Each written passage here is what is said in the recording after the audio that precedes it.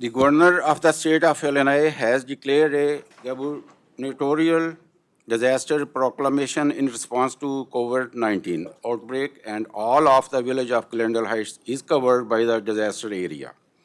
In light of the ongoing COVID-19 outbreak, the village president of the Glendale Heights has determined that an in-person meeting for the June 24, 2021 Village Board and Committee of the Whole Committees meetings is not practical or prudent in light of that disaster. All of the trustees of the Village Board participating in the June 24, 2021 Village Board meetings, wherever their physical location shall be verified and determined that they can hear one another and can hear all discussion and testimony during the meeting. Signed Chaudhary M.A. Khokhar, Village President of the Village of Glendale Heights, dated 24/2021. I would like to call this meeting of Thursday, June 24, 2021 to order.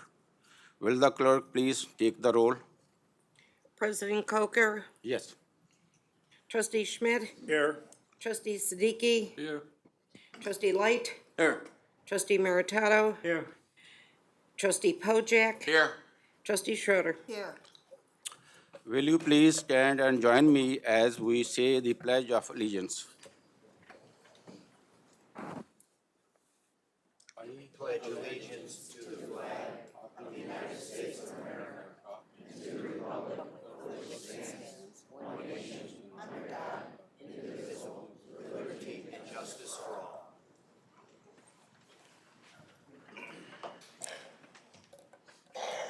Petitions and recommendation. We now have community announcement. Would Trustee Schmidt please start? Thank you, Mayor. You're welcome. The National Night Out Against Crime is celebrated annually on the first Tuesday in August by law enforcement agencies across the United States. The Glendale Heights Police Department invites you and your family to join them on Tuesday, August 3rd, from 6 p.m. to 8 p.m. at the village campus, and show your support for drug and crime prevention in Glendale Heights. This free event is open to all residents and raises awareness about crime prevention in our community. The Glendale Heights Police Department has prepared an evening of fun featuring a police dunk tank, games, face painting, a visit from McGruff, the crime-fighting mascot, emergency apparatus demonstrations by the Glenside and Bloomingdale Fire Protection Districts, free hot dogs and hamburgers, and more. The Glendale Heights Police Department will also be hosting a blood drive on Tuesday, August 3rd from 3 p.m. to 7 p.m. For more information, contact Tanya Macco at 630-909-5459 or the police non-emergency number at 630-260-6070. Thank you. You're welcome. Trustee Siddiqui, please. Thank you, Mayor. Seasonal summer jobs.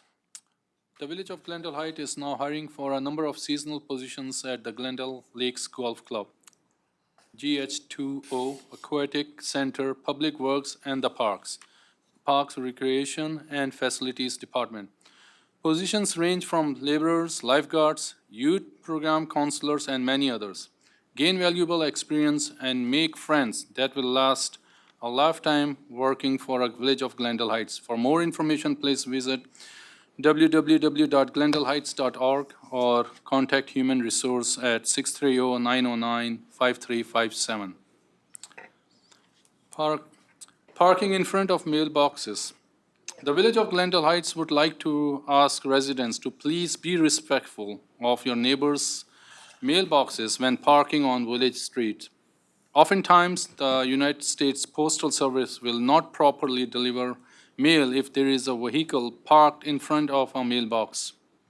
So to ensure that everyone receives their mail, please do your neighborly duty and not park in front of mailboxes. If you have any questions, please contact the police department's non-emergency number 630-260-6070. Thank you. Trustee Light, please. Thank you. The next coffee and chat with the mayor and village board will be Saturday, August 7th at the Center for Senior Citizens from 10 a.m. to noon. Please note there will be no coffee and chat in July.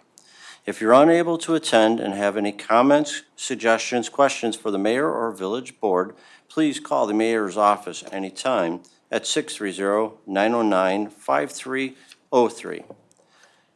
Join the Glendale Heights Police Department for a movie at Safety Town on Fridays, June 25th, July 23rd, and August 13th, starting at dusk.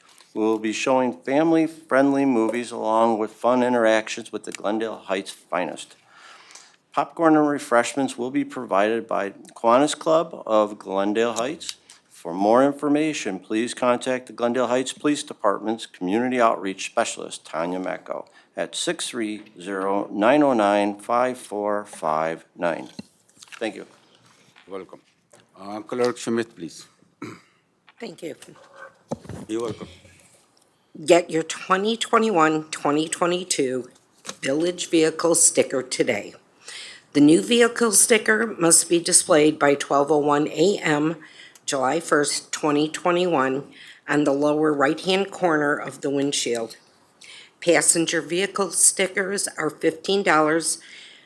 Motorcycle tags are $12. Recreational vehicle stickers are $18, and trucks with B plates are $25.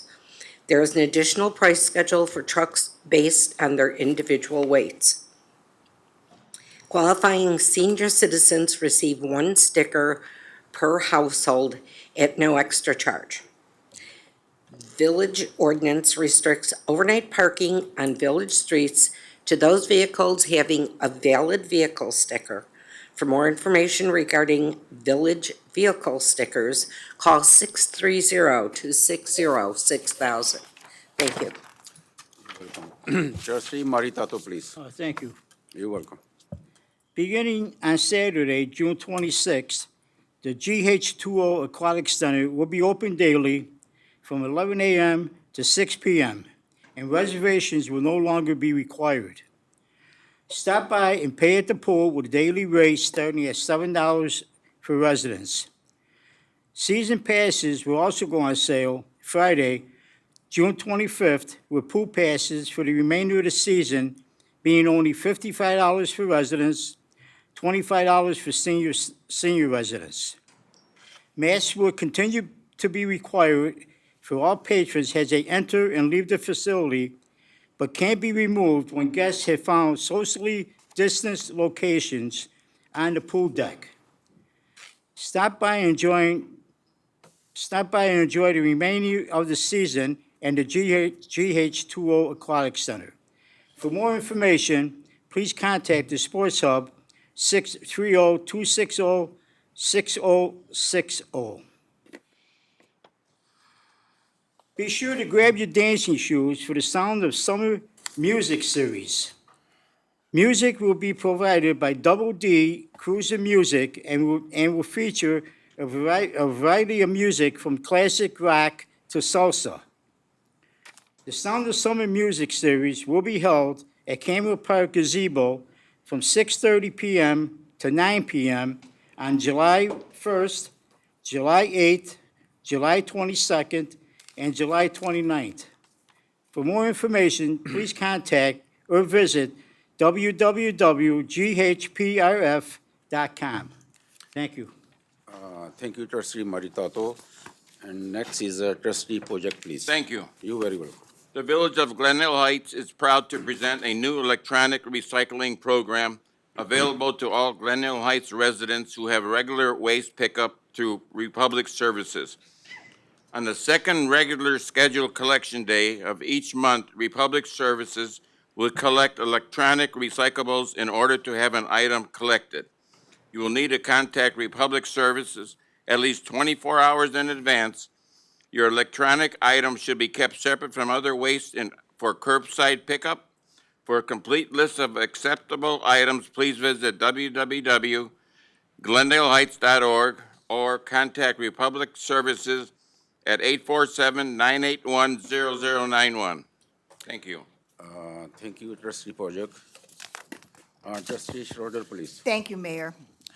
Register for a luncheon fundraiser benefiting the Center for Senior Citizens in partnership with Texas Roadhouse in Bloomingdale. The fundraiser luncheon will be held on Wednesday, June the 30th, beginning at noon at Texas Roadhouse, and will feature a wide variety of barbecue options from Texas Roadhouse. The cost is $15.50 per person, and 10% of all food costs will be donated back to the Center for Senior Citizens. If you have any questions or if you would like to register, please contact the Center for Senior Citizens at 630-260-6050. Thank you, Mayor. Thank you, trustee Schroeder. Number 2, there is a call for special board meeting on Thursday, July 8, 2021 at 7:30 p.m. Would you please mark your calendar? Number 3, I have 3 proclamations, a proclamation to proclaim the month of June as LGBTQ plus Pride Month. Number 4, a proclamation proclaim June 19, 2021 as Juneteenth, and number 5, a proclamation to proclaim the month of July as Park and Recreation Month. If no one has any objections, I will sign these. I go for it. Okay. I believe these next 2 items are with our police chief, Doug Flint. Mr. Chief. Thank you, Mayor and Board. You're welcome. Tonight, we have the end of one career and the start of kind of a second career within the department. We're going to do the promotion first and the retirement second. So, Mark Guerrero.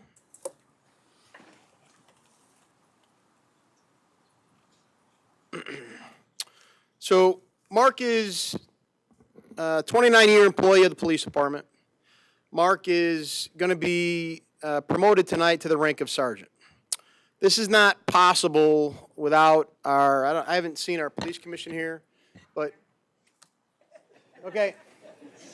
Rick Schwartner, Esther Wilk, Vic Macias, thank you very much for all the time, dedication, and work that you've put into not only the promotional process, but the officer hiring process. You guys have donated hundreds of hours in the last year to accomplish everything that we've been doing. So thank you very much. Mark's been a 29-year employee, well-respected, well-honored. Prior to being a police officer, Mark spent 7 years in the Marine Corps. His son, who's here, Mark Anthony, and his other son, Jeremy, are here with him. His girlfriend, Chris, is here with him. But you see, in uniform, and boys, come stand up here. Mark Anthony just finished boot camp. Hoorah.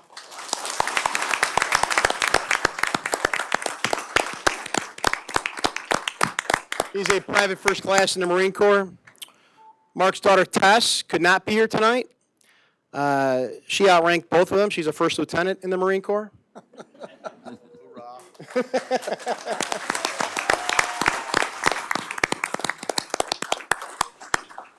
But it's an honor for me to be here to promote Mark, who is dedicated literally 36 years of his life to selfless public service, not only in the Marine Corps, but 29 years here at the Glendale Heights Police Department. He spent, besides patrol time, he has spent 5 years as a school resource officer, worked in the high schools for 5 years.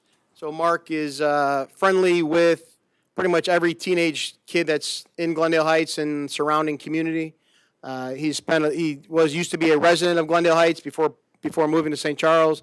Mark is well respected in the community. Mark knows many, many people within the community still. Walking with Mark at any community event is like walking with our school resource officers. You don't walk 5 feet without stopping and talking to somebody that Mark knows. Mark's an ET, field training officer, a range officer, one of our primary range officers, one of our primary use of instructors for use of force when it comes to force-on-force training. And you have seen Mark at every community event in the last 5 years as our honor guard captain, if you will, calling out commands, calling out all of the duties that we have and responsibilities we have at ceremonial events. And Mark has really taken on that role, and as the newly promoted sergeant, we have an honor guard team. Mark's going to be kind of in charge of that honor guard team as a sergeant, as the highest ranking member of that honor guard team.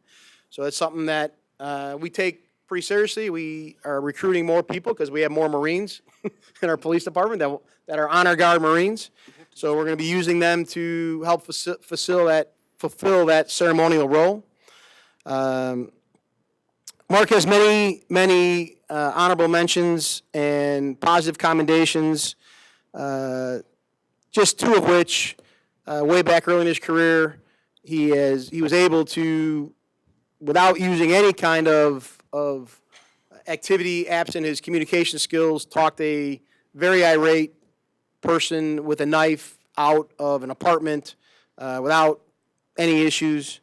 Mark has been involved in many of our most violent crimes that have happened over 29 years, was first on scene at several of our most violent crimes, and has handled himself professionally and ethically and done very, very well. One Division Meritorious Award for one of those incidents that Mark was rewarded in 1999. Mark, without further ado, it's honor for me. Deputy Chief Pappas, are you here too? You can come up here. It's an honor for me, it's an honor for George to promote you to the rank of sergeant. Well-deserved promotion on your part. You've dedicated yourself to the village of Glendale Heights. I know it sounds like a eulogy, but it's a promotion. You've dedicated yourself to the village of Glendale Heights, and it's an honor to be here to ultimately pin the badge on you. Marie, you here?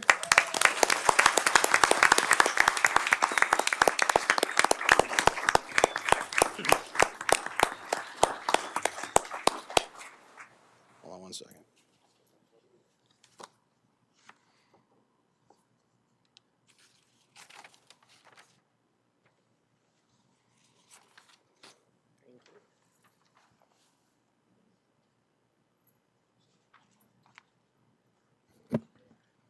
We want this on record. Okay. Please raise your right hand and repeat after me.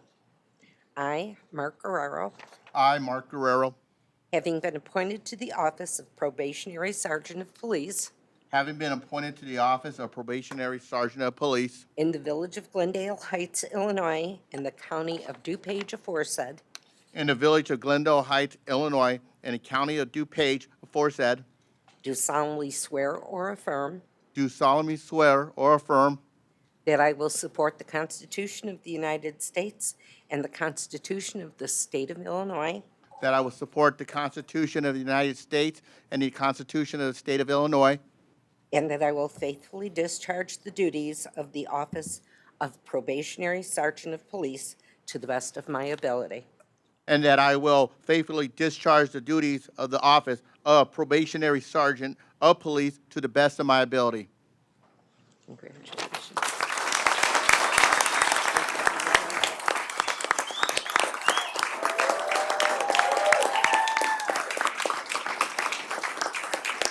Deputy Chief Pappas is going to pin his collar bars on him.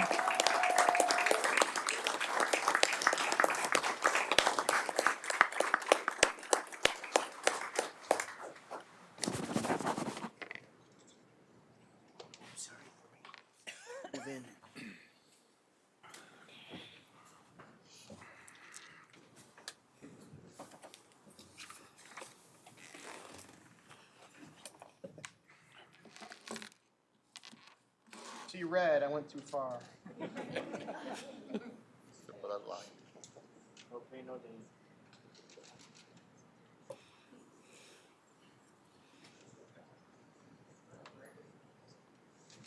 Congratulations, Mark. Thank you. Very proud of you. Thank you, Chief.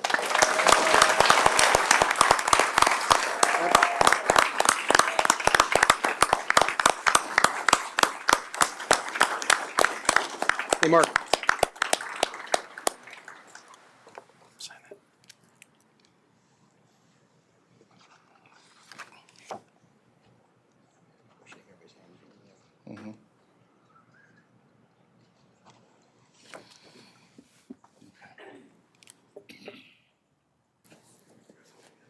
Thank you, boys. Good luck, Mark. Very good luck.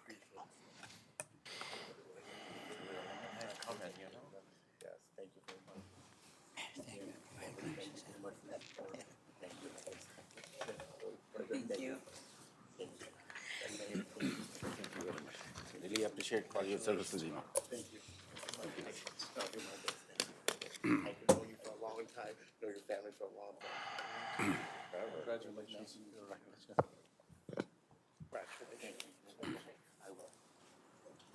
Congratulations. Congratulations.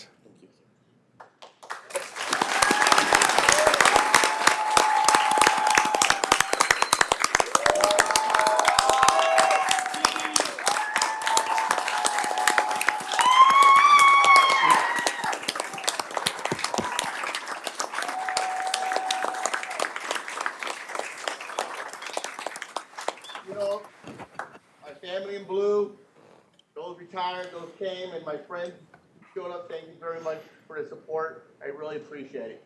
I'll do my best.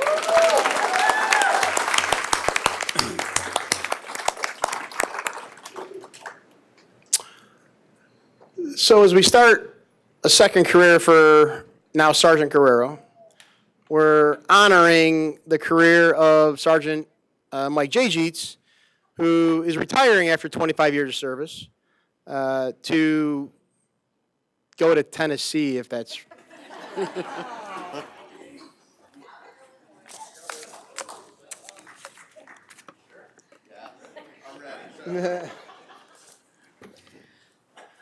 Let me just first say that working with Mike has been a true privilege for me to watch him.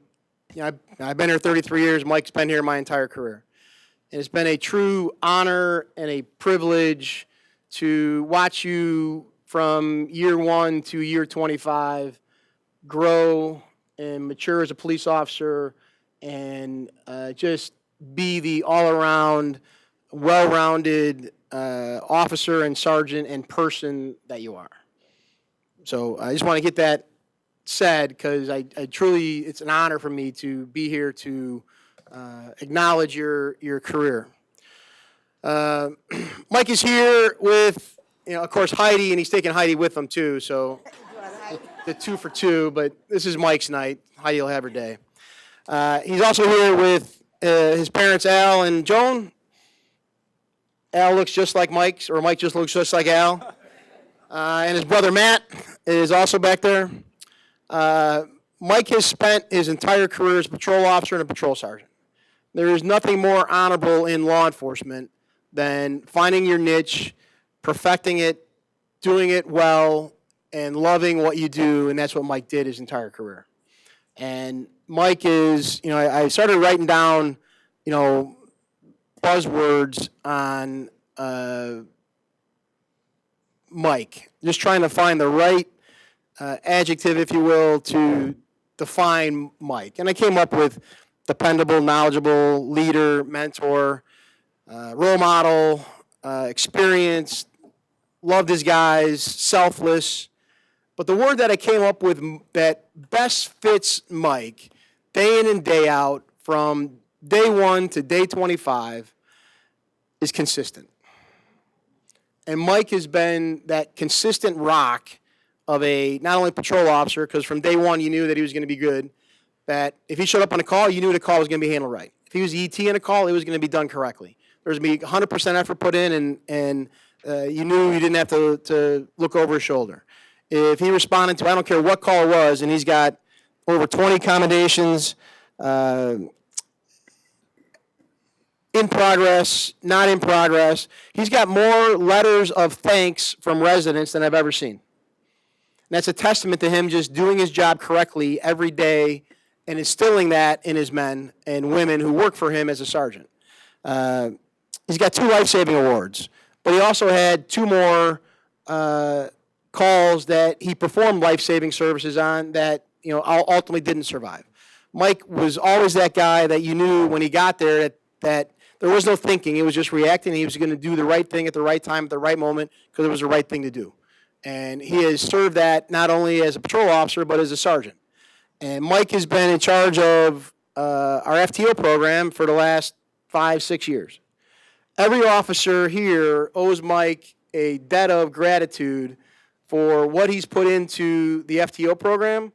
And the police department is, quite honestly, a direct reflection of Mike's leadership with our new officers. Because, quite honestly, we have nothing but new officers. And Mike's commitment to teaching them the right way of doing things and getting them to be 100% professional and correct and ethical on everything that they do and follow our mission, vision, values is a testament to Mike's leadership as the coordinator of our FTOs. And meeting with our recruits biweekly, writing reports biweekly. When you think of how many new officers we've had in the last 5 years, and it's over 20, biweekly reports for that many officers, Mike deserves to retire, because that is a lot of reports and a lot of evaluations, but a lot of commitment to ensuring that this department succeeds for the next 25 years. And Mike, that if there's no other legacy, you know that you have left this department in a great place because of your leadership as the coordinator of the FTOs and the leadership of the officers that are here serving under you, that are here today because of you to honor everything that you've done for 25 years. Right? 'Cause I promise you, the firemen aren't here for Mark.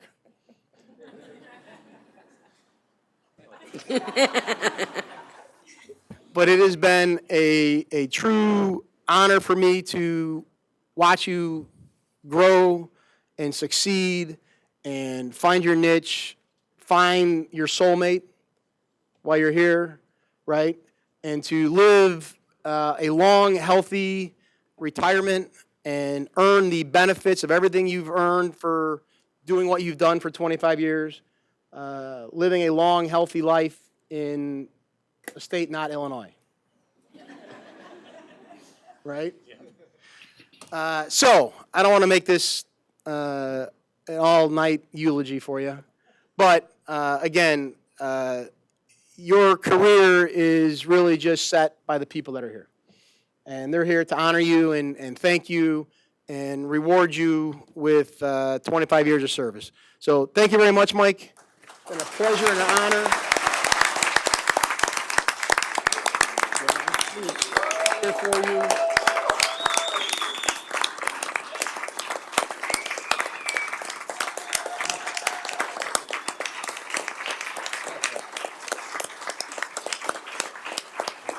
So before I let you talk, we do have, ceremonially, officers get a retirement badge. So Mike has a retirement badge from the Village of Glendale Heights with 25 years of service. All right, it's actually a very nice badge. And Mike has a plaque honoring his 25 years of service to the village.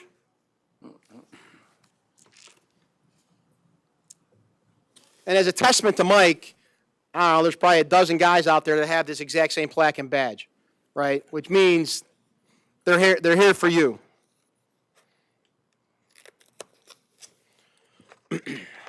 Say some words, Mike. Thank you, Chief, Village Board, trustees, Mayor. Mayor Jackson, thanks for coming. I'll make this quick, but I do have one story about the chief here. I don't know if you remember. Sure I don't. But you did some background check before I got hired, and after that was done, my neighbor came over and said, hey, some detective from the Glendale Heights Police Department came by and asked about you. I'm like, oh, yeah? He goes, yeah, he asked if you could take a punch. I said, well, I found out it was you. So But I want to thank the village for, That's the only story we're getting. yeah. That's the only one I can talk about, so. For allowing me to be the police officer here, for supporting myself, and not only myself, but these officers here. Under Mayor Jackson, you always 100% supported us. We appreciate that. And I know that will continue under the new administration here. I do want to say one thing. The best thing that came out of this was I met my wife. How did it come out?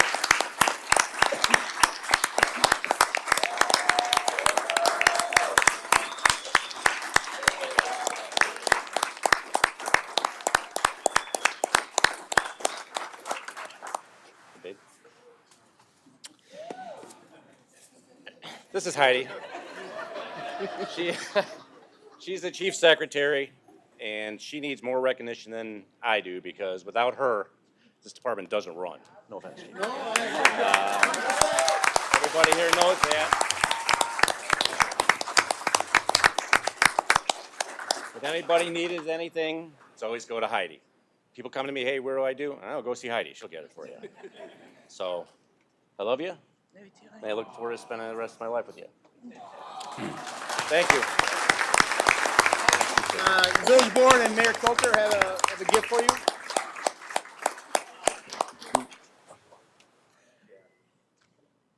I thank you for your services for 25 years, more than, how much, how many years? 25 years. 25 years. So we have little gift, Appreciate for it. you, Thank you very much. Thank you, and Thank you. God bless you. Appreciate it. Thank you very again much. for your services. Thank you. Thank you. Bye. Thank you. Congratulations, Mike. Good luck to you. I miss your voice.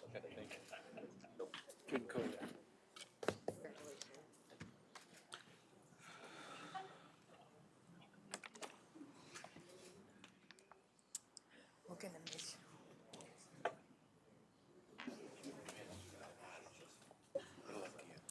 Congratulations. Where you say you're going to Tennessee?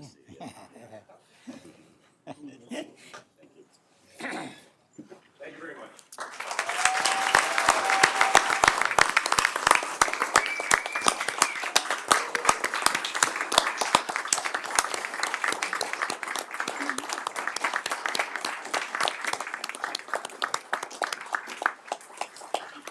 Mayor, if I could just indulge the board real quick. All the retired officers that are here, could you just stand up, or if you're standing, raise your hand? Retired. So.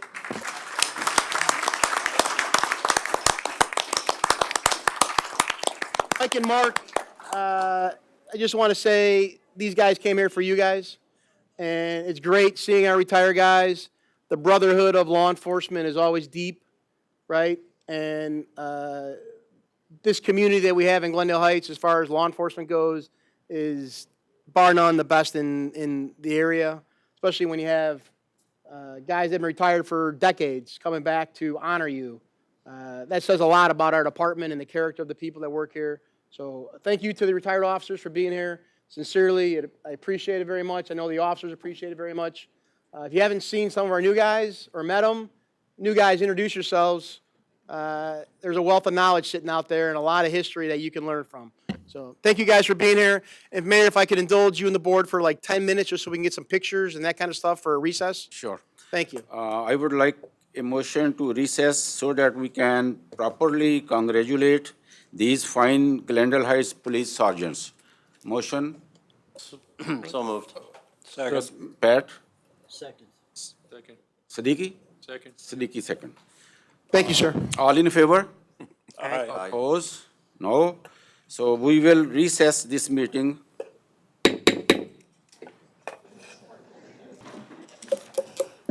Oh, man, it's place split out. I would like to call this village board meeting back to order.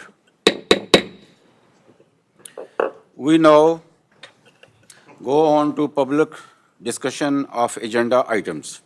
Is there anyone in the public that would like to address this board on an agenda item?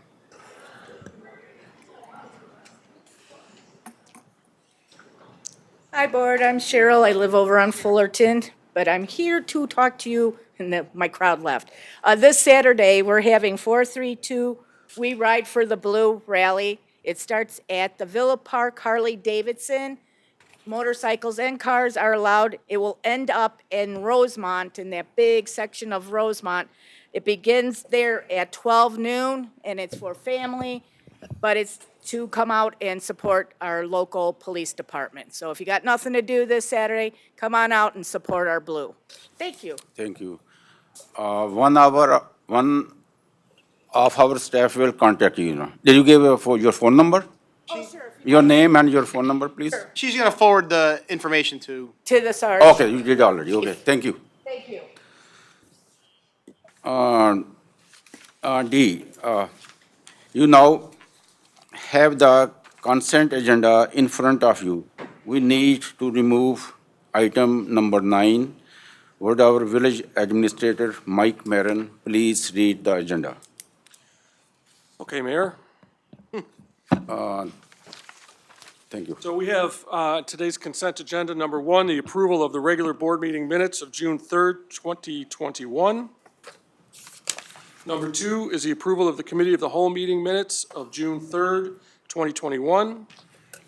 Number 3 is the approval of the accounts payable listing of June 24th, 2021 in the amount of $3,135,285.38. Number 4 is an ordinance to amend Section 11-2-2 entitled Definitions of Chapter 2 entitled Rules and Definitions, and Section 11-3C-4 entitled Approval Procedure of Article C entitled Conditional Uses of Chapter 3 entitled Administration and Enforcement, and Section 11-4-6 entitled Accessory Uses and Structures of Chapter 4 entitled General Zoning Regulations, and Section 11-4-8 entitled Fences of Chapter 4 entitled General Zoning Regulations, and Section 11-5-7 entitled Off-Street Parking Regulations of Chapter 5 entitled Off-Street Parking and Loading, and Section 11-10B-2 entitled Permitted Uses of Article B entitled C2 Community Commercial District of Chapter 10 entitled Commercial Districts, and Section 11-10-C3 entitled Conditional Uses of Article C entitled C3 General Commercial District of Chapter 10 entitled Commercial Districts, and Section 11-11C3 entitled Conditional Uses of Article C entitled BP Business Park District of Chapter 11 entitled Office, Business Park, and Industrial Districts, and Section 11-11D-3 entitled Conditional Uses of Article D entitled I Light Industrial District of Chapter 11 entitled Office, Business Park, and Industrial Districts, and Section 11-11D-8 entitled Performance Standards of Article D entitled I Light Industrial District of the Municipal Code of Ordinances of the Village of Glendale Heights, Illinois. That will be ordinance number 2021-51. Number 5 is a resolution to approve and authorize execution of the First Amendment to the contract with Microsystems Incorporated for document imaging services in the Village of Glendale Heights. That is Resolution 2021-R-58. Number 6 is a resolution of the Village of Glendale Heights, Illinois, adopting fourth quarter fiscal year 2020-2021 budget amendments. This is Resolution 2021-R-59. Number 7 is a resolution to approve and authorize the execution of agreement between the Village of Glendale Heights, Illinois, and Christopher B. Burke Engineering Limited for the furnishing of professional engineering services for the Lincoln Avenue Storm Sewer Lining Project. This is Resolution 2021-R-60. Number 8 is a resolution authorizing the issuance of notice of award and authorizing the execution of a contract and change order number 1 for the 2021 Motor Fuel Tax Street Program for the Village of Glendale Heights, Illinois. That is Resolution 2021-R-61. Number 9 has been removed. Number 10 is a resolution a resolution adopting the Village Employee Health Insurance Plan, Resolution Number 2021-R-62. Number 11 is a resolution authorizing the execution of Change Order Number 5, final, for the water meter replacement program in the Village of Glendale Heights, Illinois.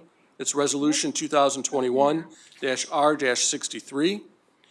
Number 12 is a resolution authorizing the execution of Change Order Number 1, final, for the Gladstone Park Path Improvements Project for the Village of Glendale Heights, Illinois, Resolution 2021-R-64.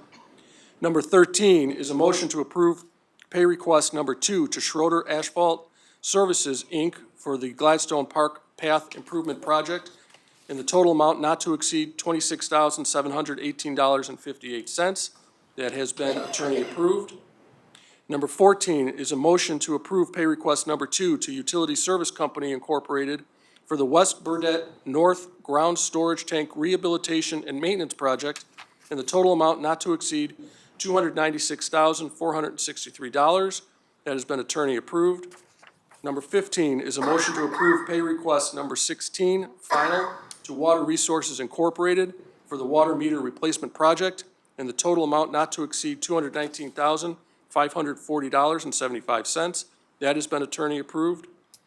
Number 16 is a motion to approve pay request number 1 to J. Congdon Sewer Service for the Glen Hill Drive Water Main Replacement Project in the total amount not to exceed $591,264.54. That has been attorney approved. And number 17 is a motion to approve pay request number 2 to Kloss Brothers Incorporated for the Camera Park Improvement Project in the total amount not to exceed $231,391.80. That has been attorney approved. Thank you, Mr. Maron. Is there a motion to approve the consent agenda? I need motion. Trustee Schmidt, I move that we approve the consent agenda as second. presented. Pat, Second. second. I got a question. Nobody told me why did we remove number 9? You can have a discussion on that because it's no longer on the consent agenda. Number 9 was removed, Peterbilt, because of the chip shortage. They're going to have an issue with that, and the joint purchasing contract can't be honored at this time. Darcy, did I get that right? Yes. Okay, Okay. so we will be bringing that back at a point in the future. Okay. A roll call, please. Roll call vote. Trustee Schmidt? Yes. Trustee Siddiqui? Yes. Trustee Light?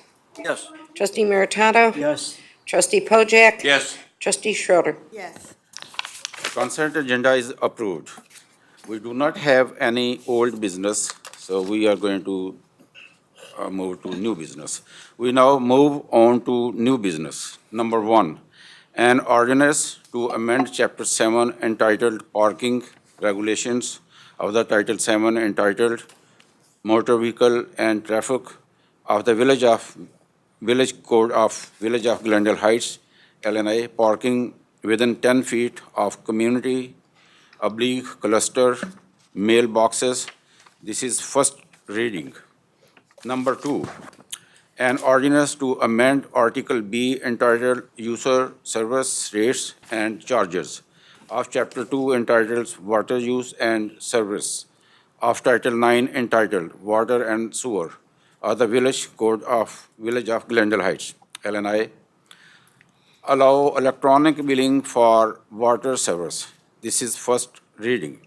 Number 3, a resolution creating an ad hoc subcommittee of the Glendale Lakes Golf Club Committee in the Village of Glendale Heights, Resolution 2021-R-65.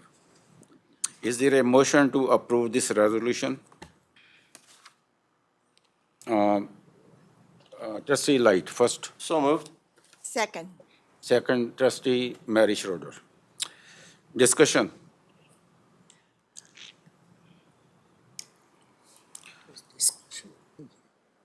Yes. Yes. I would like to volunteer to be a member of that committee. Okay, Yeah. that's fine. Will the clerk please take the roll? Yes, Mr. Pratt, you have, Jennifer, do we set up anything for this? Is it going to be a subcommittee of the golf committee?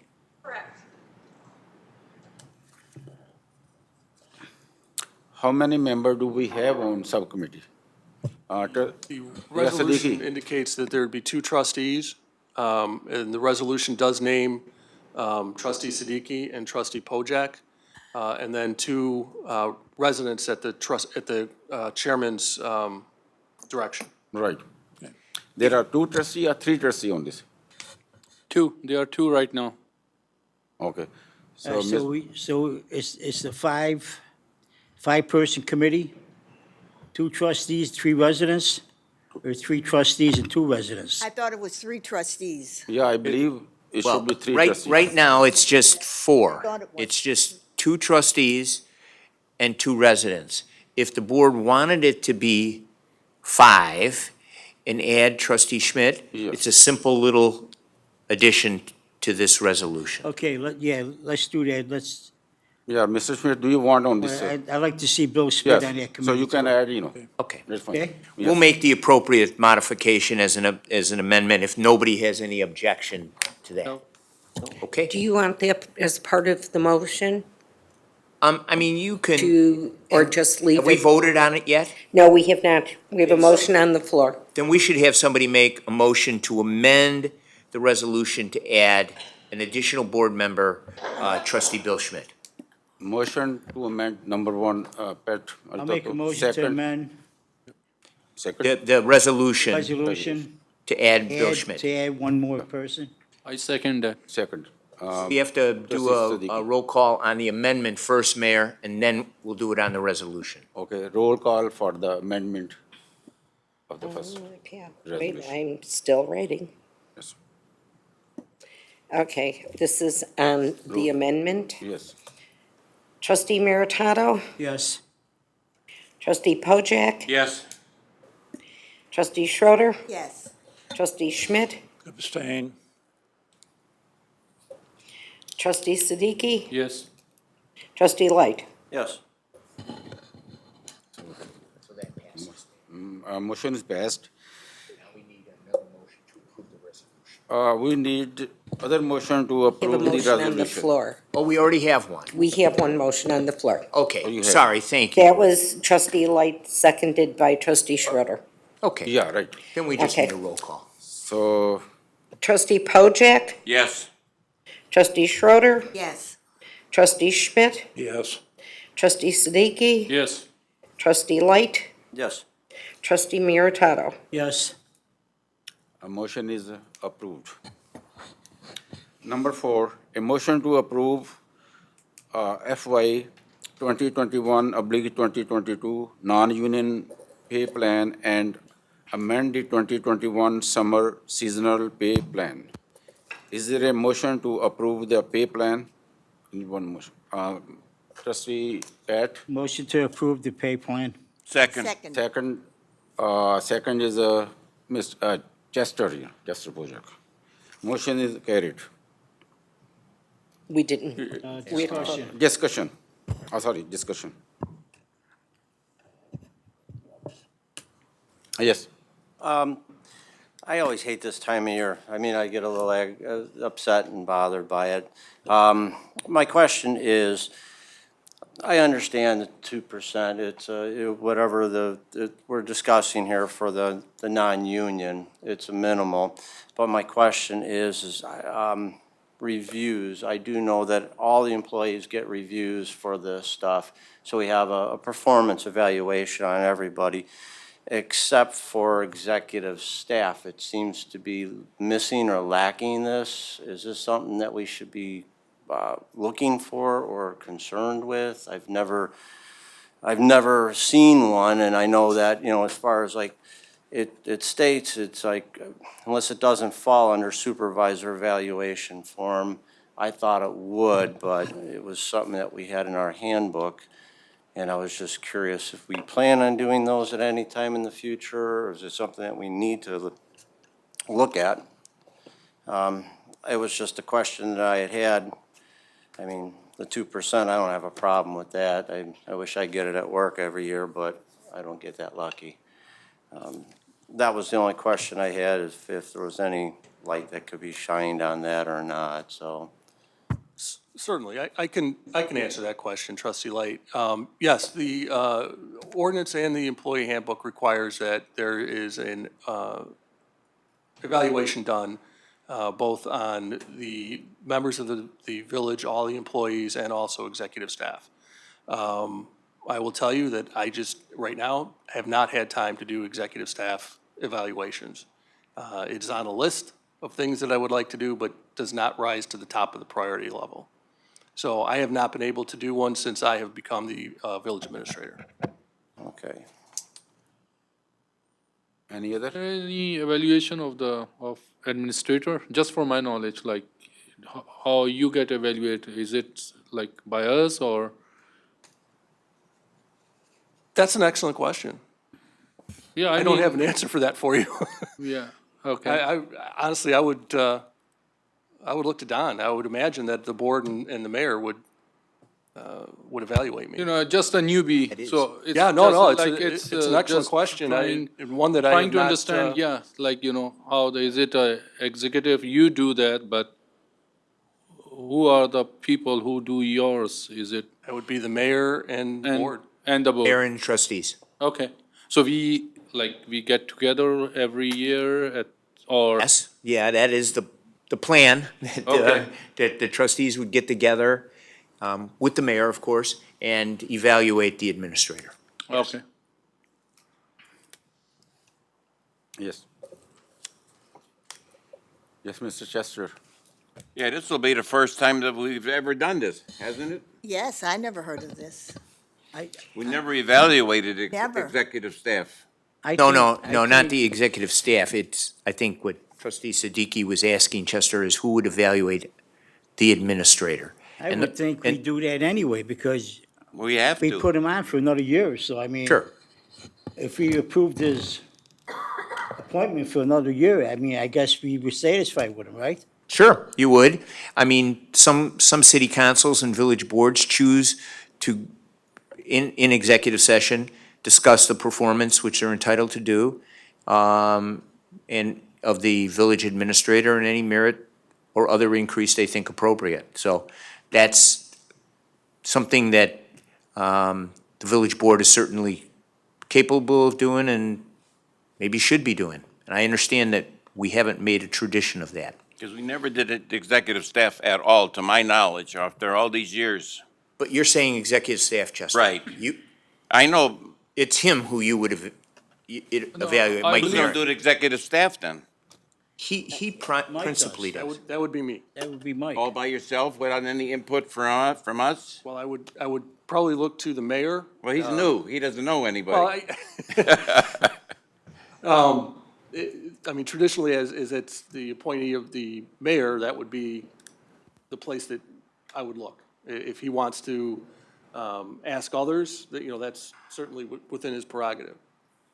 All right, thank you. I mean, I don't need to evaluate anybody. If I don't like him, I just tell him like to him, you know? Hey, you know, I don't like the job you're doing. I think that would be nice to get together and evaluate the executive staff. Chester, you feel that way too? Ah, certainly. I think it should live with, you know, Mr. Maron. Is his prerogative, you know, so he should do, you know. We will do it. And yes, we can, you, as a board and mayor, we can, you know, evaluate, you know, Mr. Maron. I mean, the village is running good now. To me, they're all doing a good job, but I think they should be reviewed. Yeah. I am What in you're your, saying, so what you're saying is that everybody up here, Except you. that's good, leave me out. I'll be more than glad to stay out of it. I think what So- Chester is proposing is that, you know, the board should be with Mr. Maron. no.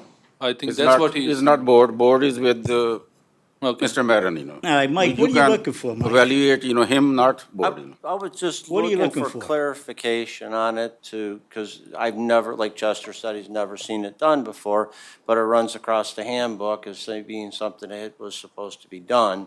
And I'm just questioning, you know, something I haven't seen before. You know, every time I read it, I find something new. That's all. All right, so what do you want to do? Well, I mean, just what are you want to looking make sure for? we do a follow-up with it. Maybe we can actually do what it's in the handbook then, and do the reviews at a certain time. You know, it may not be possible at this point in time, because we're already, you know, making a judgment call on this and passing this, if it so passes. So I was just bringing it to a light question, that's all. Something to think about. Yeah, absolutely. And trustee Pojek's head, Khokhar does not know, head of the department. Believe me, I know now, I believe I know better than you know, No, I doubt it. I don't think so. And you can sit with me, I think that would be very nice. We don't necessarily have to say anything negative about it, but sometimes they need to be praised too. No. Sometimes they're doing a very good job and they're getting no recognition for it. No. So I think it would be nice if we got together and evaluated. So if I understood correct, like maybe from next year, that's what we will be doing, because since it's too late now?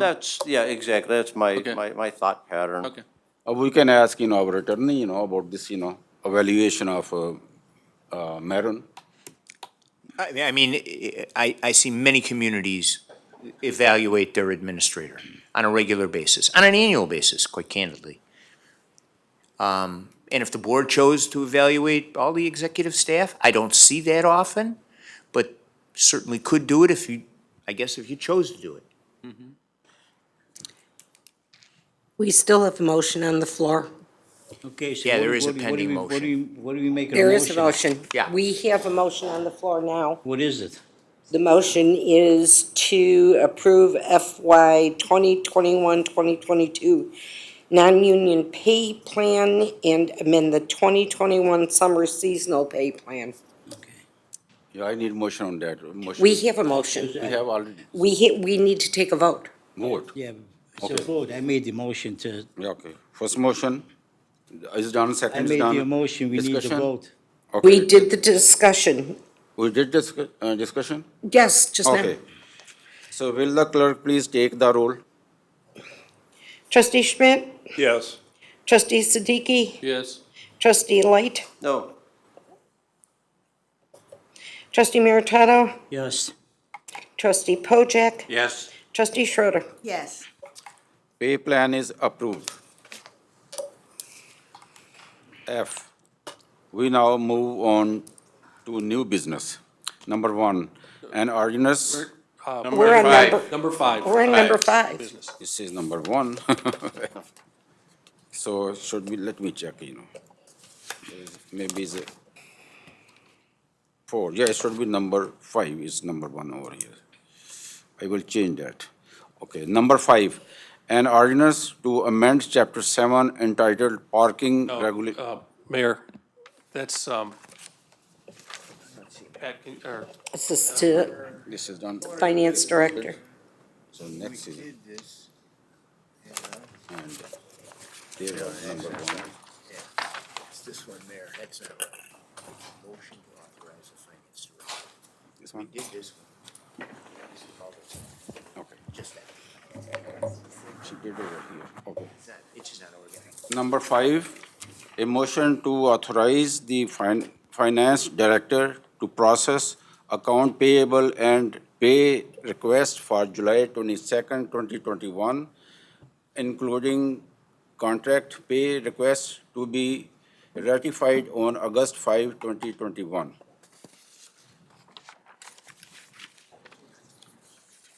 Public discussion? No, it's not public. Motion. Motion. Pojek. So Trustee moved. Pojek. Second. Second, so who was it? Trustee Light. Trustee Light first, second. So Need to discussion? No? Roll call? Roll call, please. Trustee Siddiqui? Yes. Trustee Light? yes. Trustee Meritato? Yes. Trustee Pojek? Yes. Trustee Schroeder. Yes. Trustee Schmidt? Yes. Motion, resolution, motion is carried. What we have over here is.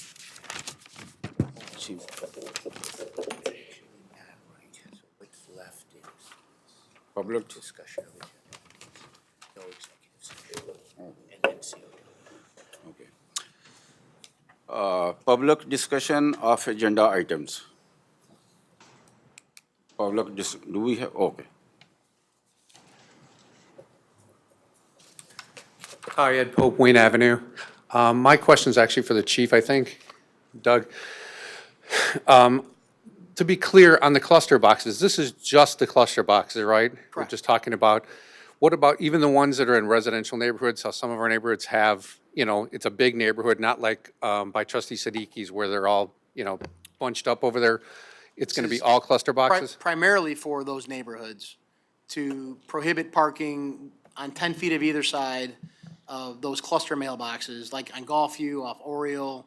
We've counted 48 of those mailboxes throughout town, Fairway, Gulfview, Concord, Avalon, Lake Ridge, Cardinal, Seams, those areas.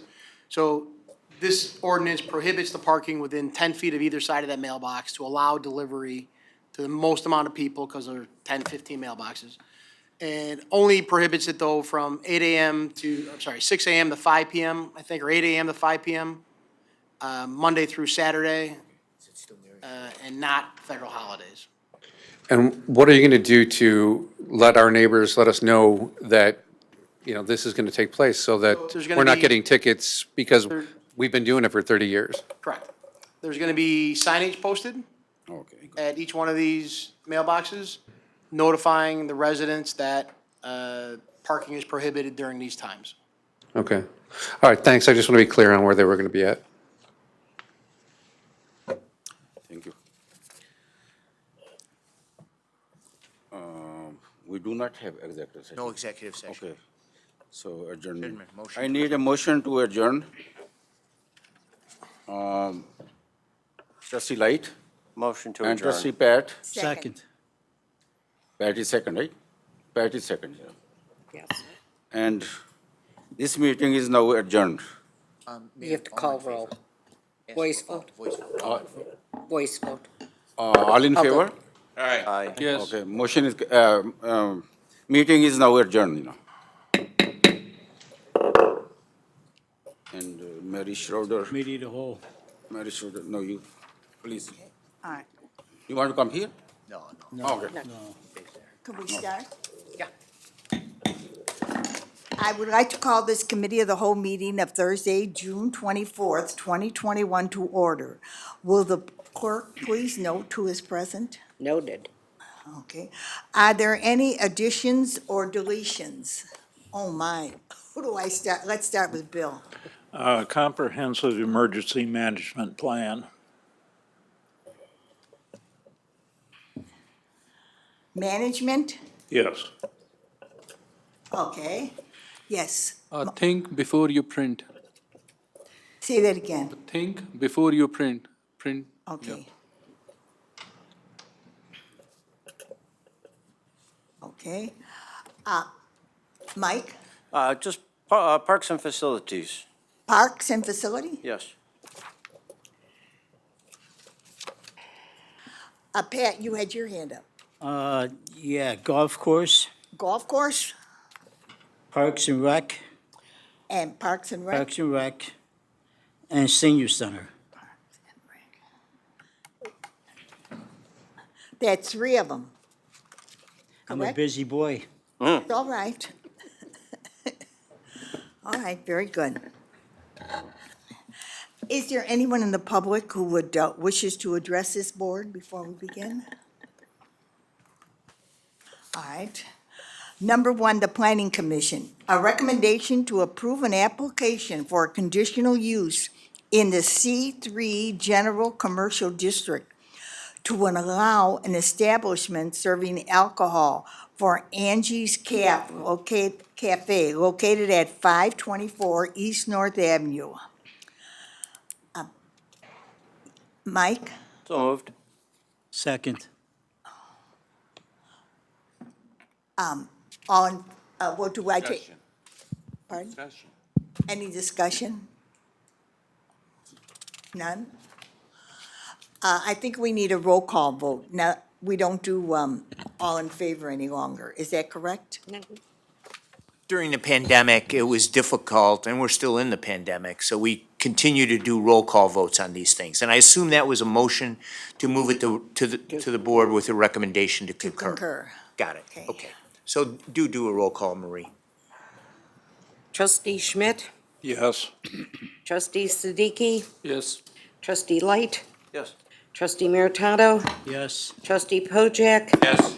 Trustee Schroeder, Yes. President Coker? Yes. All right. Number 2, a planning commission. It's a recommendation to approve an application for conditional use in the One Light Industrial District to allow the outdoor storage of 2 condensed chilling units located at 100 High Grove Boulevard. Please, can I get a motion? Pat? Motion to move it to the board. Second. Okay. Discussion? Mike, are you waiting there to speak? No, I'm waiting for the next one. Oh, okay. All right. We need a roll call vote. Trustee Light? Yes. Trustee Meritato? Yes. Trustee Pojek? Yes. Trustee Schroeder, Yes. Trustee Schmidt? Yes. Trustee Siddiqui? Yes. President Coker? Yes. Okay. Number 3, we have a presentation to the American Rescue Plan Act. That's yours, Mike. It is. Thank you, Trustee Schroeder. Everyone has been hearing in the news, I'm sure, about the American Rescue Plan Act, and a lot of it had to do with the amount of money that would be going to local governments. And did this just go dead on me? Test 1, there it is. Okay, sorry. I heard it drop off, and I didn't know what's going on. Some of the questions that come up is what is coming our way? So the act, the American Rescue Plan Act that was passed by Congress, provided $350 billion in emergency funding, 130 for local and state governments. 130 billion of it was for local governments. The plan for it is to be distributed in 2 tranches of distribution. The first was to be within 60 days of the passage of the act, and the second would be approximately 12 months after that. So of that $130 billion that is going to local governments, the question comes is, well, how much is Glendale Heights going to receive of that? And while we don't have the actual check in our hands, and as of June 21st, it appears that the state has yet to be invoiced for, or has yet to send an invoice to the federal government for that money. We believe, based on what has been shown to us in the past, and when the act was being discussed in Congress, we believe that $4.1 million will be coming to the Village of Glendale Heights as part of the American Recovery Plan Act. That is estimated to come in 2 distributions. The first would be as soon as the state receives the money, they have another 30 days after receiving the money to send it to us. And of course, they can apply for an extension, which I would imagine they will. But once that does happen, sometime in 2021, we should be getting a little over $2 million in the first distribution. Approximately 12 months later, we should see another slightly more than $2 million sometime in 2022. So that $130 billion was split up between municipalities over 50,000, which get their distribution direct from the Treasury, and what are called non-CDBG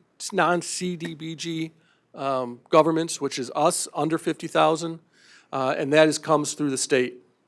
Again, as I said, the state still has not invoiced the federal government for that. We will have a certain period of time to spend that money. So we have to obligate the funds before the end of 2024, and any project that we do with those funds would need to be completed by the end of 2026. So there are a few restrictions which I'll talk about in a little bit.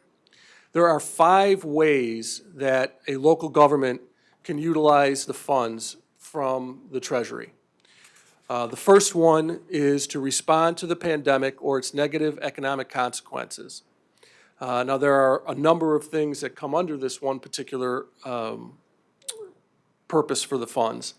One can include, so this topic can include assistance to households, small businesses, nonprofit organizations. The eligibility for somebody in that would have to indicate that there was a negative impact that was due to COVID, and it must show how any intervention that we were to do, utilizing it under this program, would address any needs that were a result of COVID. The other broad categories that come under the response to the pandemic include actual health-related costs, which for us, for the Village of Glendale Heights, could talk about the actual expenses for running the COVID vaccine clinics that we did, or anything else that dealt with the actual response medically to the pandemic. Again, impacts on households, individuals, or businesses. The recipients would have had to have experienced a negative economic harm to be eligible for any aid under that particular method. It cannot be grossly disproportionate to the amount of need. It can help unemployed workers, those that were unemployed before COVID even. It can talk about sending assistance to households, food, rent, mortgage, cash assistance, et cetera. So that would be one way we would be able to show the federal government that we're using this money properly. Another way that we can show the federal government that we're using this money properly is through the provision of government services and to make up lost revenue. And revenue includes our own source revenue and also any state shared revenue. So I have the calculation there. The biggest part of that is what it is there's a base, we take a base year. So in our situation, the base year would be fiscal year that ended in 2019. The federal government and the guidance allows us to add 4.1% to each year as an increase of what our revenue should have been.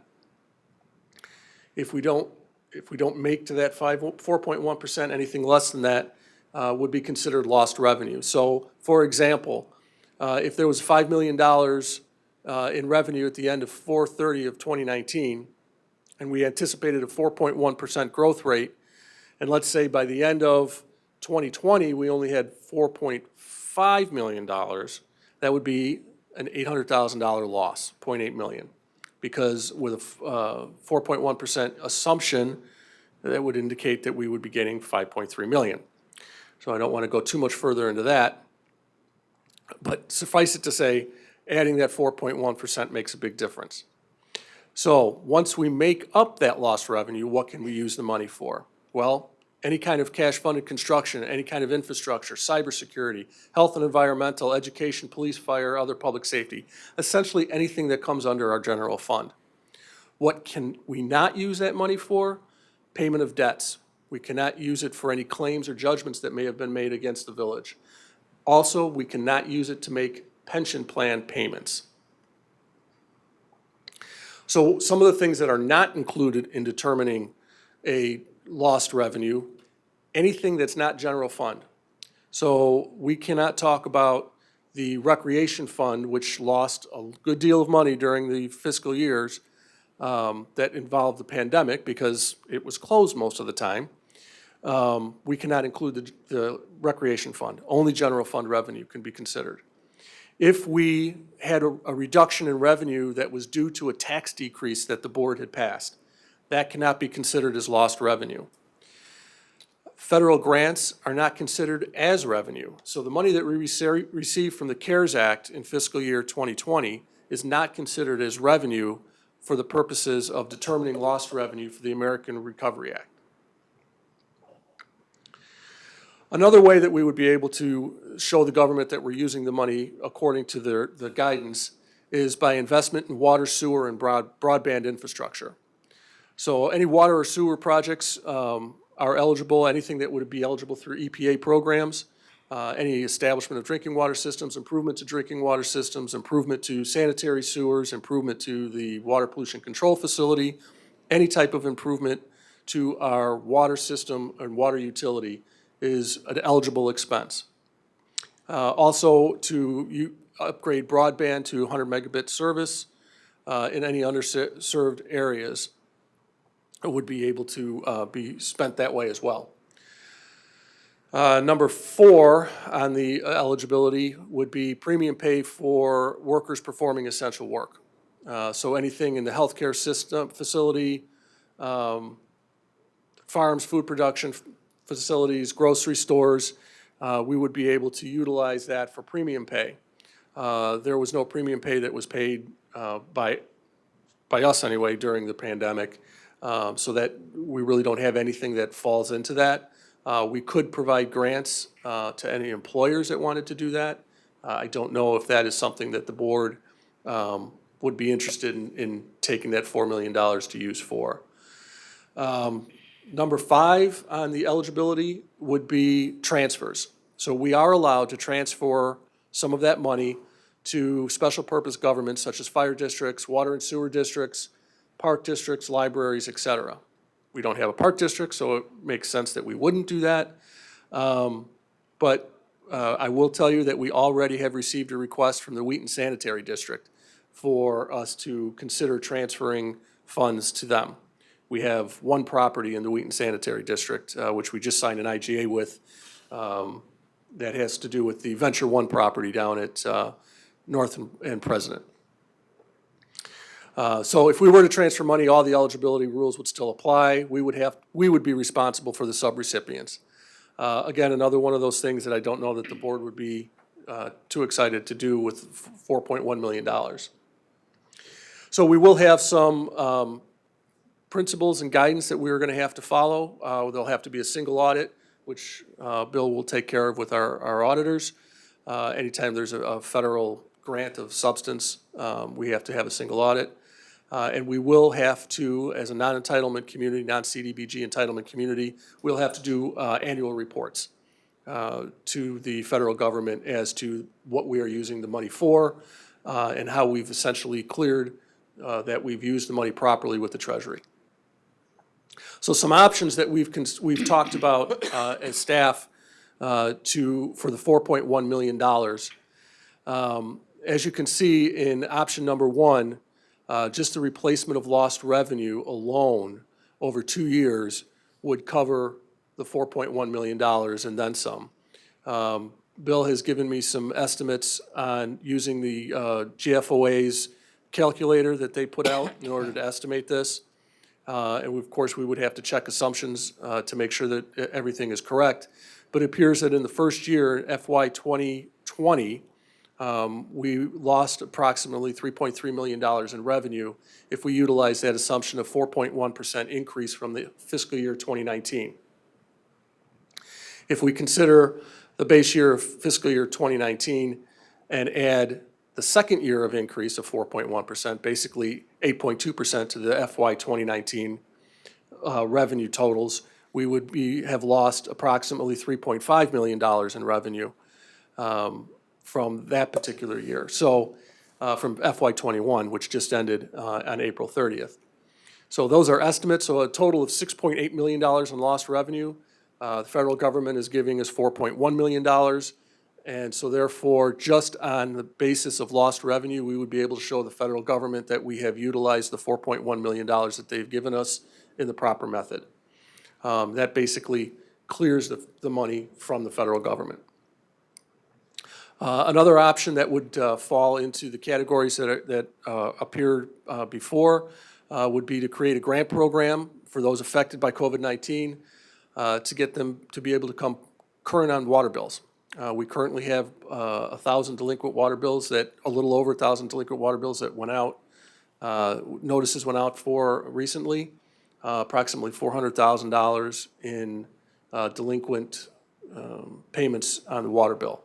Now, not all of that is COVID related, but I would imagine that some of that is with our residents that have lost jobs and unemployment and so forth. We could create a grant program similar to what we did with the restaurant program, restaurant and bar program that we did, and try to do something for the residents in that way. And the other thing as we said before, even with the lost revenue, we would have to utilize it to do infrastructure and certain things that were approved by the Treasury as well. If we were to use that as a source of revenue for the water and sewer projects that we need throughout the village, that would also help our residents a great deal by helping to control water service costs based on what needs to happen in order for our capital improvements in the water system, water and sewer system. As you will find at the next board meeting, the Director of Public Works will be bringing forth a couple of projects that are in critical need that need to be done. We just recently completed an assessment of the water and sewer system, which ranked projects throughout the system. And there are several critical needs, and nothing in water and sewer is cheap.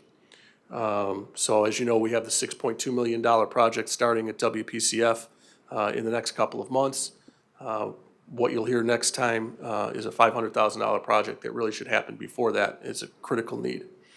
But I don't want to steal too much thunder from July 8th, not to mention I don't want you to ask me any questions I'm not going to be able to answer about that project.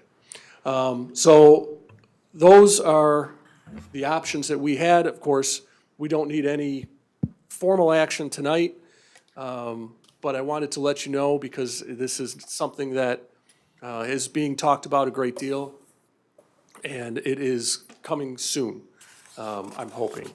We'll see how the state does with that, but we are expecting it within the next couple of months for sure. So any questions? Trustee Meritato, I think you were first. You know, we've been talking for years about the treatment plant, how much money we need. I mean, I'm thinking that a lot of this money is going to the treatment plant to cover some of that cost. Don't you think? I think that's I think that's a very good option for that kind of money. It is a windfall.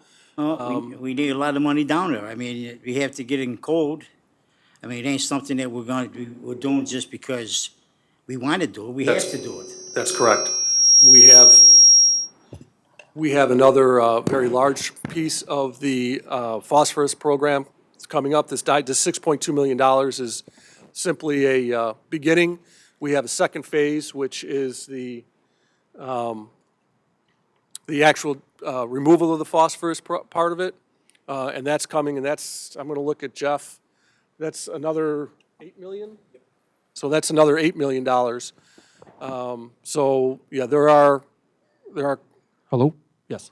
So there are quite a few projects that are coming. The one that we were going to talk about in 2 weeks is about $500,000 project that has to do with WPCF and deals with a great deal of water loss that we really need to rectify, which is on that critical list.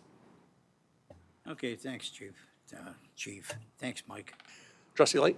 I've got to agree with Pat. The treatment plant needs an immense amount of money. We've been pretty fiscally responsible for the last few years. Yeah, we've had a revenue loss, there's no doubt about it, but I know we've managed to do very well as a village, and you guys did great as with staff keeping costs down.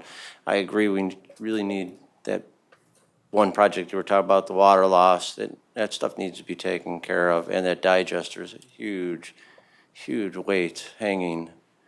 That would be a nice way to go. I think that'd be good. Thank you. Trustee Pojek? Yeah, Chief, Chief, Mike. See what you started, Pat?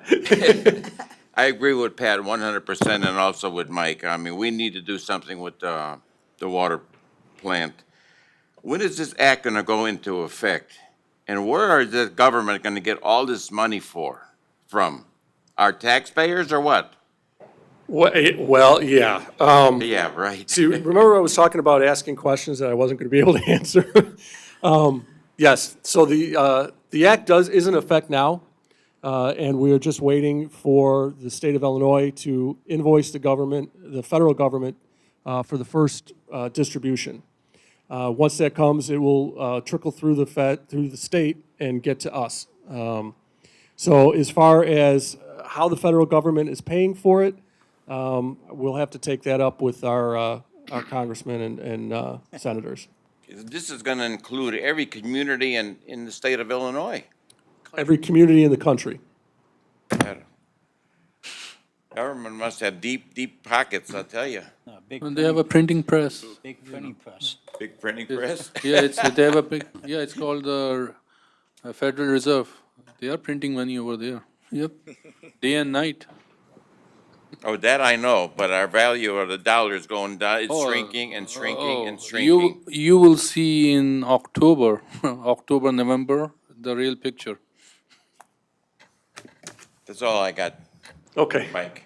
thank you. I have a question, Mike. Yes. Do we put like any money for the roads and streets from this? So going back to the deep pockets and the printing press of money, there are infrastructure bills that are pending right now. I know there's a bipartisan bill that is going to be going forward in the, I think, $1 trillion category. Well, I would actually, anticipate. today, President Biden, I think, announced that they have a deal, I believe. Okay, good. Yes. I hadn't seen that. I knew they were going to be talking about it today. Yeah, it's, okay. So we're anticipating that that infrastructure bill will have some money available for roads. That's typically where we see road money come from. So Okay. we're anticipating that there'll be some in that infrastructure bill. Water and sewer, hopefully there'll be more in there as well for that. But we have found in the past, when they do infrastructure bills, water and sewer seems to be left out, and everyone wants to see roads. So we're hoping that there'll be road money in that. Okay. Look, I think Andy's here too. That seemed pretty accurate, Andy? Okay. Don't forget the Rebuild Illinois money. Oh, yeah, we still are getting Rebuild Illinois money, 750,000, I think, about that. We've gotten our last payment on that, or we have one more? We have one more payment on that. So that's part of where we get our money for the MFT and the annual road programs. Okay.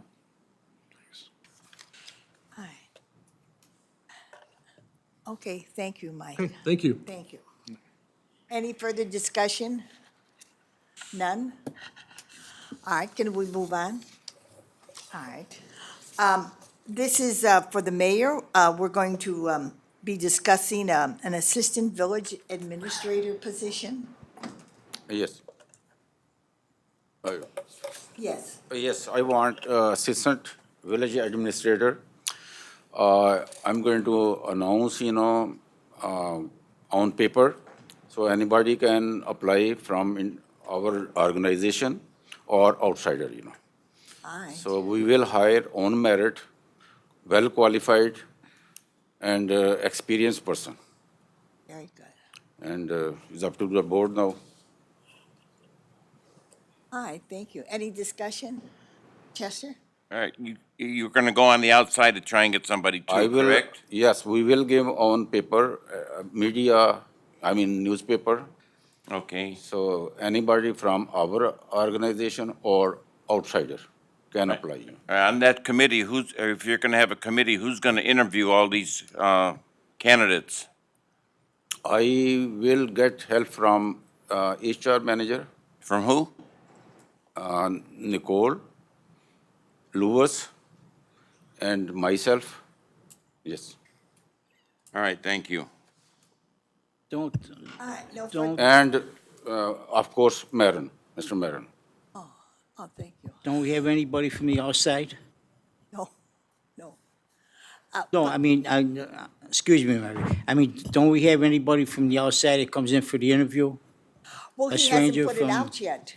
We have not, He hasn't put it out yet that he's. No, As a member of the I panel? understand that, but when we posted the applicants, you have a committee. Do we have anybody from the outside On the committee? on the committee? Well, we never did before. Yes, we did. We did? Yes, we did. I We don't did for the re- treatment plant. Oh, for the treatment plant? Yes, we did. But not for any of the others. I don't remember. No, but we had one for the treatment plant. Oh, I like to see an outsider on this, on the, I agree with Pat. somebody from the outside coming on that committee. All right. Well, we'll discuss it further with the mayor. I don't know who, well, you have to, well, it's up to you. I mean, but. we have Mr. Maron, We have HR manager, Nicole Lewis. I am here. So we will shortlist, then, we will get approval by the board. We could certainly, if the mayor would like, we can certainly ask someone from outside the organization to sit in on the interviews if you'd like. You could also, if you'd like, have a member of the Board of Trustees to be as part of that meeting. Just one member, but. Definitely, Okay, that'll can work talk, for me. our One attorney. trustee, definitely. Yes. yeah, one trustee on the committee. Yeah, That'd be that'll work for good. me. That'd be fine. I mean, it's up to the board, how you want to, and the mayor, how you want to organize this group. But it doesn't really need to take any formal action, I don't think, by the board tonight. I think you've made your, I've heard maybe somebody from the outside. I've heard maybe somebody on the board. So I think that that can be discussed between the mayor and Michael and Nicole. I have a question, when, let's say you select candidate A, B, or C, and then you're gonna bring it to the board, and then we are going to decide, or is it just gonna candidate A? Like you're gonna just tell us that, okay, this is the candidate which we are gonna select, and we need a board's approval. It's, I believe it's an advice and consent of, it's a president appointment with the advice and consent. I didn't look at it in preparation for tonight, but I believe it's the village president with advice and consent of the village board. So one gentleman will be One presented. gentleman, so, I didn't mean gentleman. yeah, One person will yeah. be presented. Okay, so basically, we really don't know, who else, or we really can't differentiate whether the person A, B, or C is more eligible, B, or whatever is present to us, it's basically. That's the that's code. Okay. Got it. Okay, so I'm all for posting it. I mean, I'm all for putting We it are out there. posting, we are posting it. Yeah, so, I mean, I'm all for that. Yeah. And when you say newspaper, meaning probably the internet boards, because nowadays, It the will be, newspaper. yeah, it will be on the village Village website, site, number one. okay. Number two, Yeah. probably other Daily Herald, something. There are a number of different Yeah. venues for us to be able to post for those types of Okay. positions. They got a lot. And I want to hire on merit, period. All right. All in favor?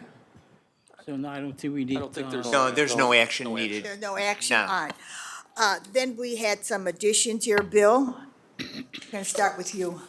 Okay, we all saw the news items from the Naperville, Woodridge, Darien last week on Sunday night when the storms and the EF3 tornado came through.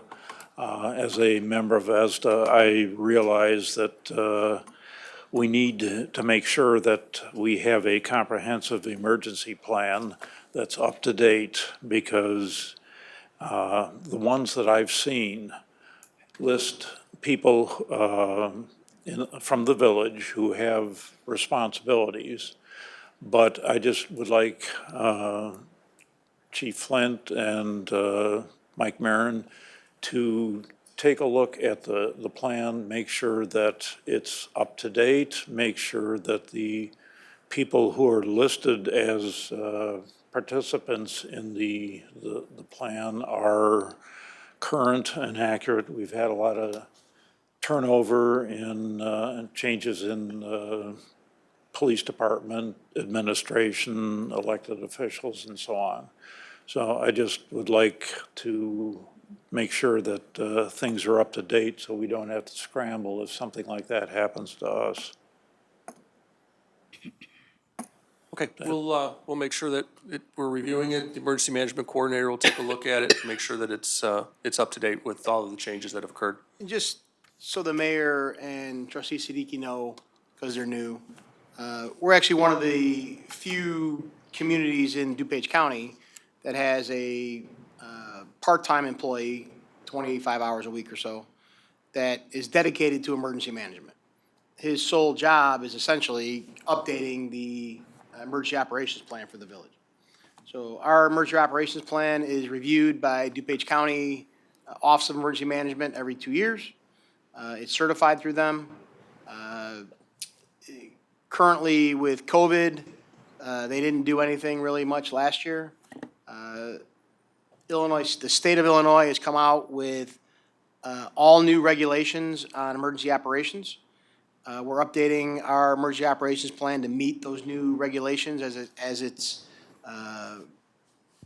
relates to continuity of operations and continuity of government.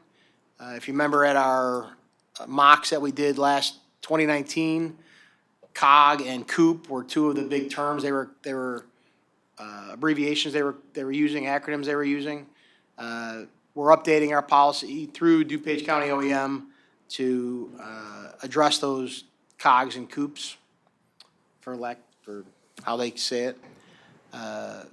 So we have our Office of Emergency Management Director is working with the county to get our current stuff certified that wasn't certified in 2020 because of COVID. Okay. Yeah. All right. That answer your questions, Bill? Yes, it does. Mohammed, you had something that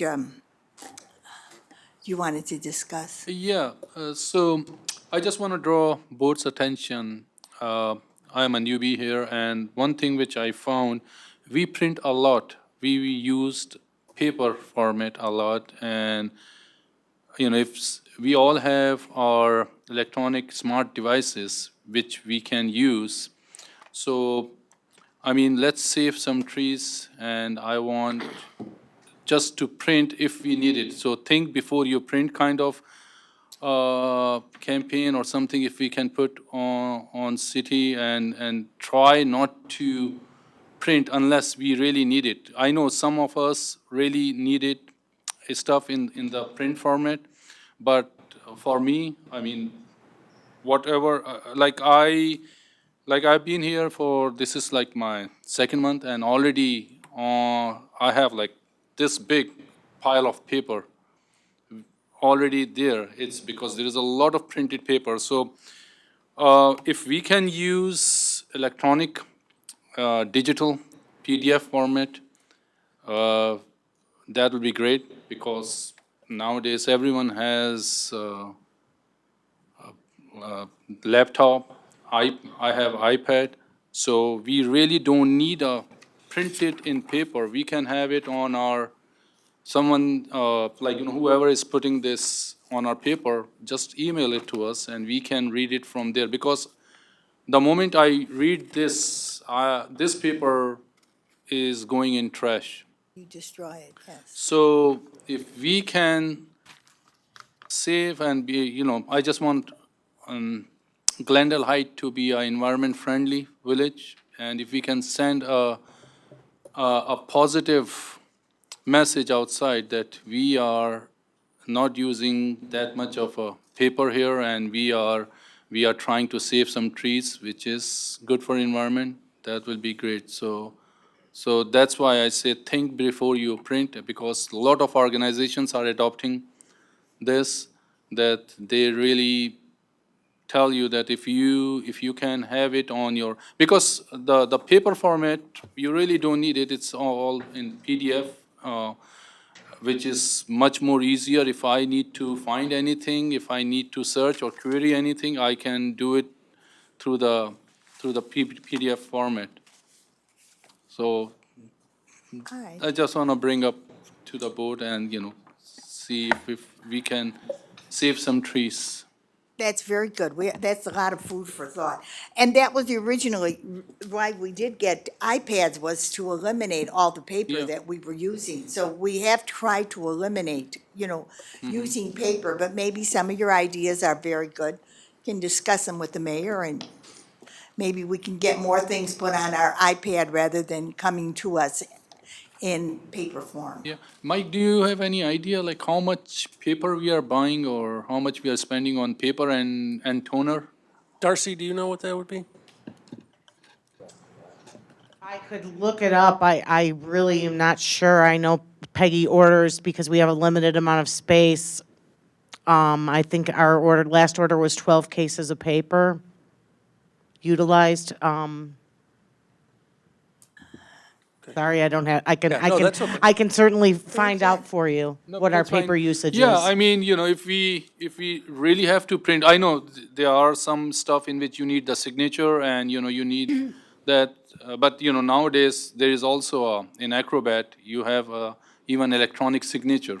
You really don't need to print. All you have to do is to do the electronic signature, and they are as valid, and maybe Mr.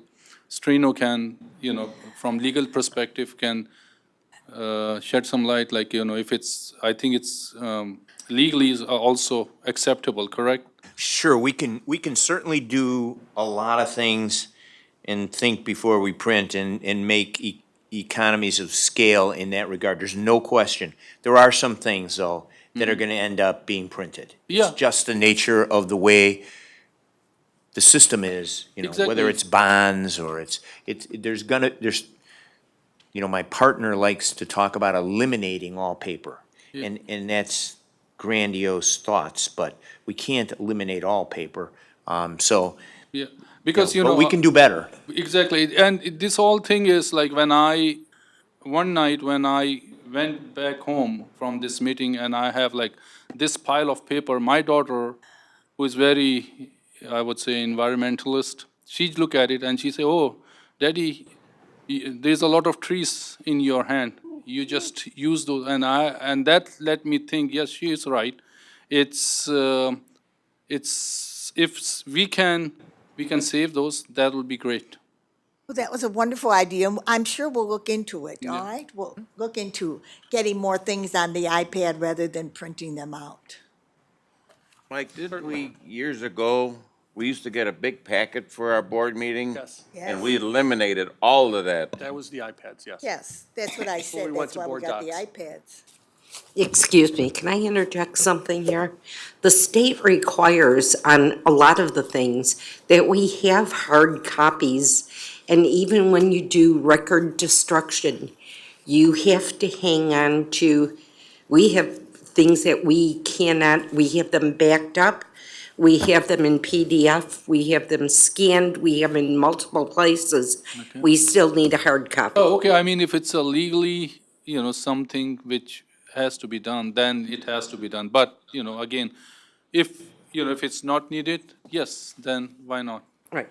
Marie, I didn't think that he meant no hard copy. I just meant Right, that he but- felt that we all need a copy. But like even when we have the contract or the ordinances that are here, we do need hard copies of all of those, all of the minutes, all of the agendas. We Okay. cannot destroy any of them. Right. So, just so you know, there's a lot of stuff we cannot eliminate. Oh, okay. Okay.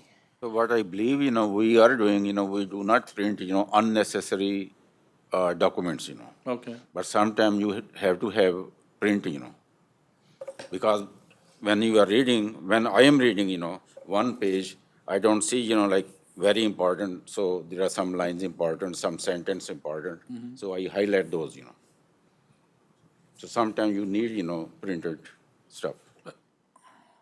Certainly, we can certainly look at different things that we could make adjustments to and not print Okay. as much. All We'll right, look at thank that. you for bringing it to our attention. Mike, you're next on the, Oh, good. Thank you. all right, go for it. I do like your idea about the less paper. That's less to worry about. Yeah. I guess, I don't know if it'd fall under facilities, but the upcoming work we're doing at the treatment plant. Keith, do you actually handle the building at the treatment plant itself? Do you handle the building itself at the treatment plant as far as general maintenance then?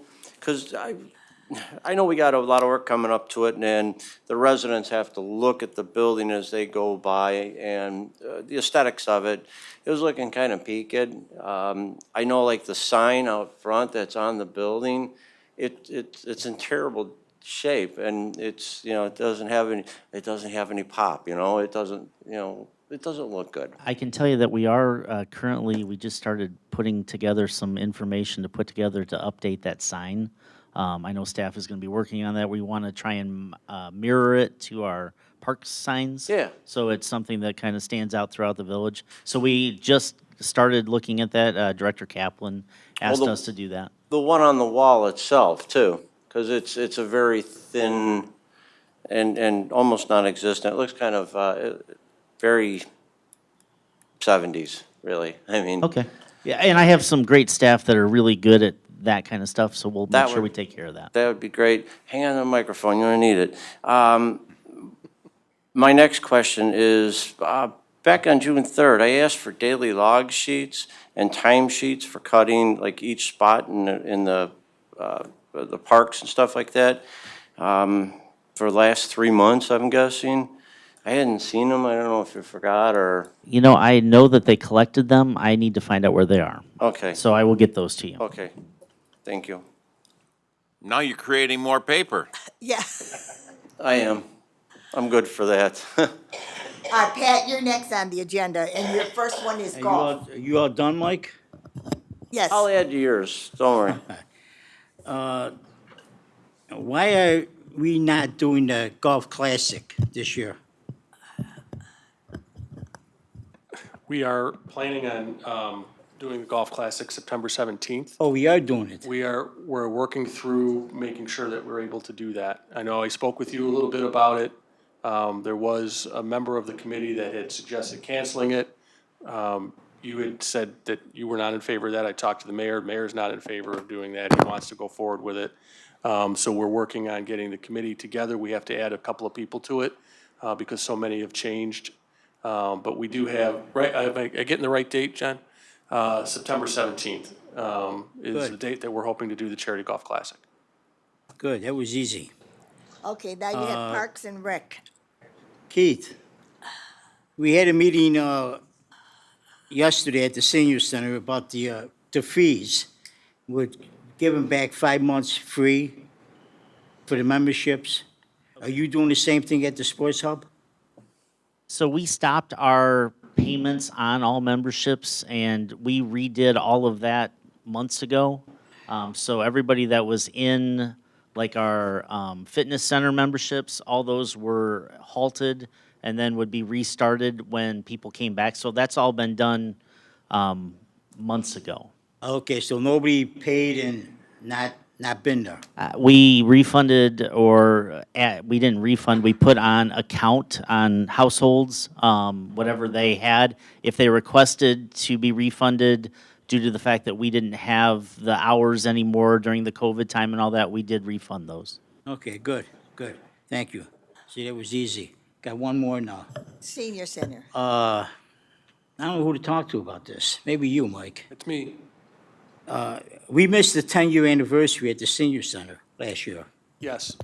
Are we planning on doing something this year We to haven't- make up for that? We haven't discussed it yet. We're just getting back to some semblance of normal. There has not, the community dining has not started, and they're not planning on starting up again until October. I'm not quite sure why, but we're going to try and figure that out as to why they're not doing that.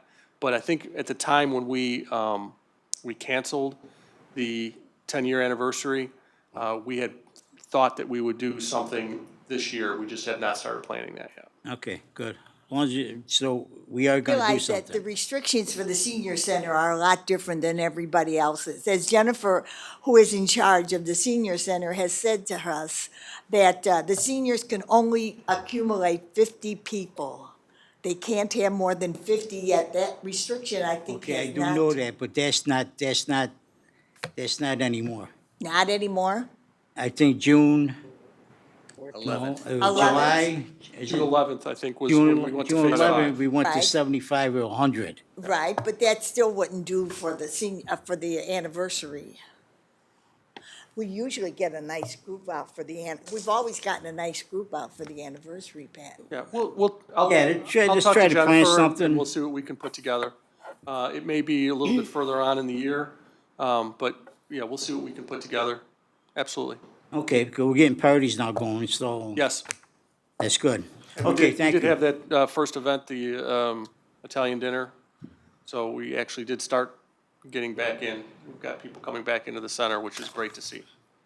Okay, and I just have one to add. Did you have something to say? Yeah, I'm sorry, Mike, Chester. you're talking about a minimum people at the senior center. Yeah.